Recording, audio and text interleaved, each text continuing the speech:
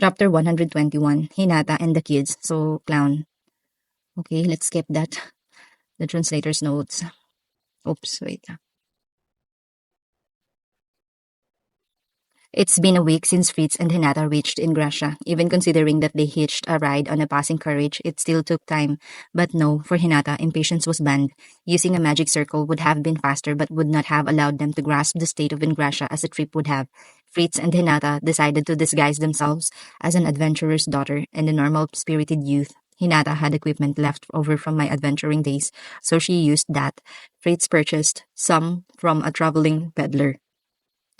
But they had no qualms about their equipment. Demon Lord Rimuru had sent them modified spirit bracelets that could transform into full armament set upon command. Though the quality of transformed gear did suffer as a result, it was still unique classed. Why did the Demon Lord do this? She did not know, but she did appreciate it. So even should the worst come to be, they would not need to rely on what they carry and used it rather for disguise. And thus they deigned these shabby clothes and ventured onward. Oh, and they snuck into the kingdom using fake IDs.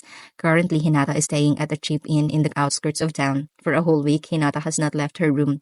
She's been using spirit familiars to scout the happenings of that city.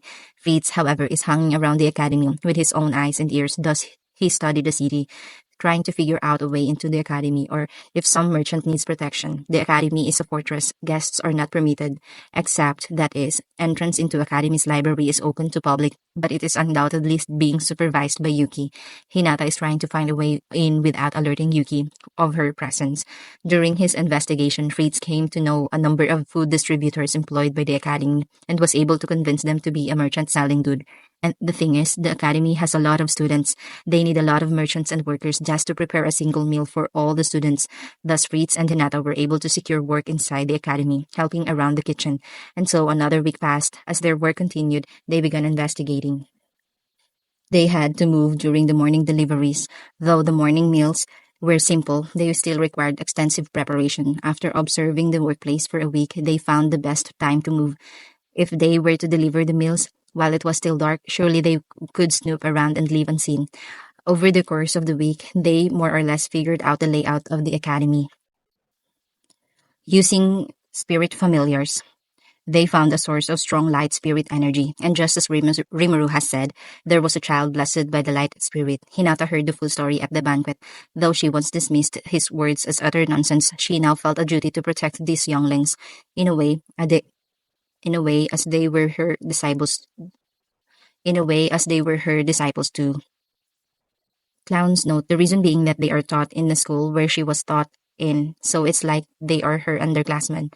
Kohai, but a bit more than that, because this academy is closer to a martial arts dojo, so as someone who's graduated the academy, she now feels responsible for them. But she was still not satisfied with his explanation for why they were summoned. Think about it. Yuki told Rimuru that Hinata summoned them while attempting to summon a real hero. But leaving the difficulty and need for raising a new hero aside, neither Hinata nor the church summoned the children. In other words, Yuki must have done it.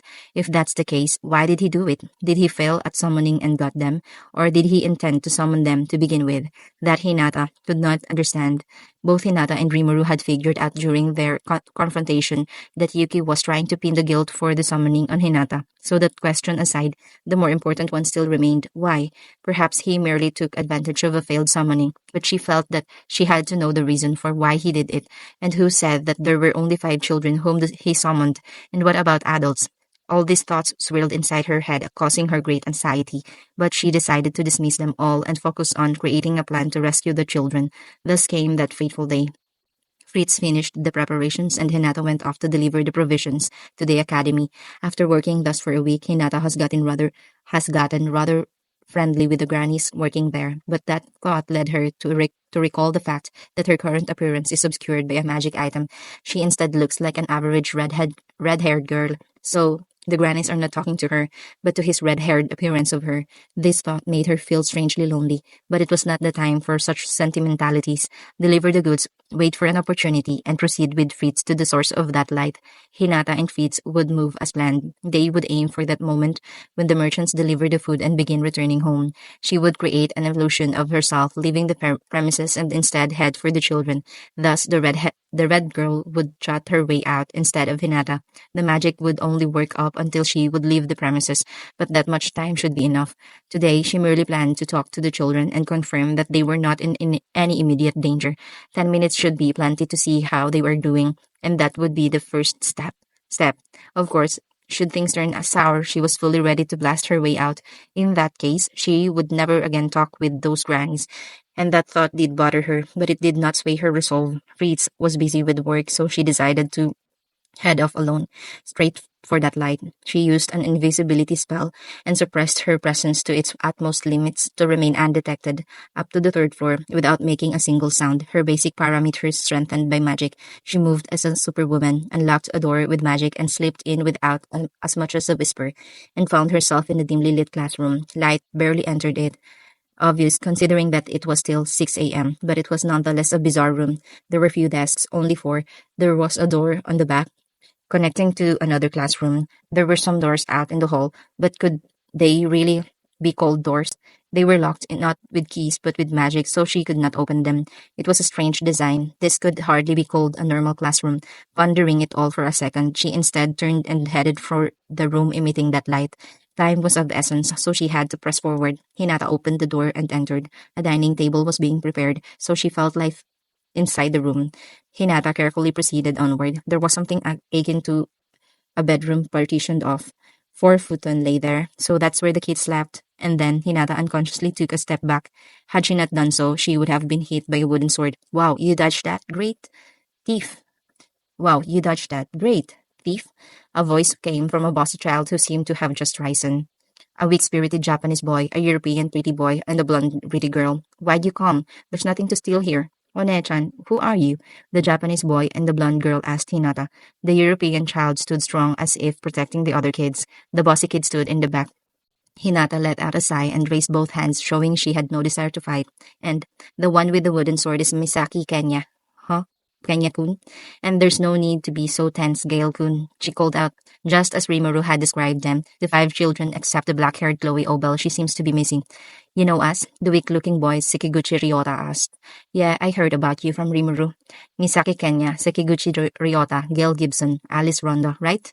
And one more, Chloe Obel, whom I don't see here. Just as Rimuru had said, my name is Sakaguchi Hinata. Sakaguchi Hinata. You may have heard some bad things about me, but I am not here to endanger you. I came to chat, but it seems we're out of time. It would be great if I could get you to trust me. Kenya sat in a chair, his wooden sword in hand, without a single change in his demeanor. Ah, so you're Rimuru-sensei's acquaintance, he said with a relieved smile on his face. But isn't Hinata Sakaguchi a name of a villain? Right, the person who summoned us had no use for us and tried to kill us, and we're only here because Yuki Oni-chan and Rimuru-sensei saved us, but she doesn't seem like an enemy. It's all right to trust her, no? While saying various things, the children sat in chairs. Seems like being Rimuru's acquaintance earned her some trust, but she did not for a second confuse it with trust for her. The stories they heard about her must have made her sound like the Satan himself. That made her frown a bit, but at least it did not cause them to attack her outright. In the first place, those were nothing but groundless accusations. Sadly, there was no time to explain, so she figured she'll go with the flow and give them the rundown of the situation. Yeah, thanks for trusting me. I've met with Rimuru and heard of you from him. I don't have the time for a full explanation. In short, I want to take you to Rimuru's place. We'll explain everything there. Rimuru-sensei's place? I want to go, but won't the church come after us? I don't want to go, though. Conversation filled the room. The church will not pose a problem. I want you to listen without yelling. I am the church's guard captain, Hinata. Well, I was. Well, I was. The one you spoke of earlier, the Hinata who summoned us, is me. But to get to the point, I did not summon you. Please believe me. And that too will be explained in due time. What?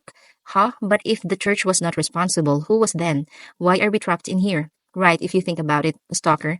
But this Onechan could be lying, you know. Hinata narrowed her eyes, observing the children. As she had expected, she'll have to struggle to convince them. She had not the time to explain enough to convince them, so if this was not enough, she would have to return again. Before she met Rimuru, she would have just put them under protection and taken them from here by force. Hinata was the kind of person who would choose the strongest and safest path and logically put that plan into motion. But now, here, she is trying to sway the hearts of a bunch of children. How weak I have become, she thought. Showing emotion would surely increase the chance of failure. That she understood. And if the kids show hostility, then she would have failed. She would have to come again and again while avoiding detection. But Hinata nonetheless chose to reveal her identity to them. Forcing your thoughts on others is mere self-satisfaction. Hinata now chose the longest path and found that fact hilarious, but she did not regret this change. That one thing about her did not change. She refused to regret. It's all right. We can trust her. My pal Hikaru says so. Yeah, I also think so. I mean, this Onechan is loved by the spirits. Yeah, true. I also believe her. In that case, it's decided. Let's go. But we should hurry. Can we go like this? Hinata opened her eyes wide, looking at the children. She did not expect for it to be this easy. Going now would also be contrary to the plan. Besides, I appreciate the sentiment, but we can't leave just yet. Most importantly, where's the fifth, Chloe? Onachan, who are you talking about? We don't know anyone by that name. What? She thought they were joking, but their eyes were serious. There was no hint of lie in their words. They are telling the truth. But how? I'm late. That's when Fritz came in. They had too little time. There was no time to hesitate. They have to leave now or plan it for another day. If they were to wait, there would be new risks. Besides, the kids seem to be ready for travel, so this looks like a good opportunity. But Chloe is not with them, and that's a problem. And while Hinata was thus deliberating, there's nothing to fret about, you know. I mean, I can't let you take them. A lad calls out to Hinata with a smile. Fritz jumped back, drawing his sword. Black hair and black eyes. They were familiar with this man, and he just snuck up on Fritz. And not just Fritz, neither the kids nor Hinata noticed him approaching. He was no ordinary man. Kagurazaka Yuki. Hinata muttered. There before stood the Freedom Association master. Seems like I was only able to reel in two fish with this bait, children. Well, I guess it's fine. Guard Captain Hinata, you are no small fry. I guess the bait served its purpose. Yuki said with a smile full of absolute bliss, causing Hinata to fear. She felt cold sweat forming on her back and her senses screamed danger. Bracing herself, she made her resolve, the smiling boy of her memories. What load of nonsense. Her hair stood on its ends. Faced with such evil, he's still smiling and he appears calm, but what she fears is his presence. This kind of evil she just had to immediately vanquish. Stealing her resolve, she confronted Yuki. End of chapter 121.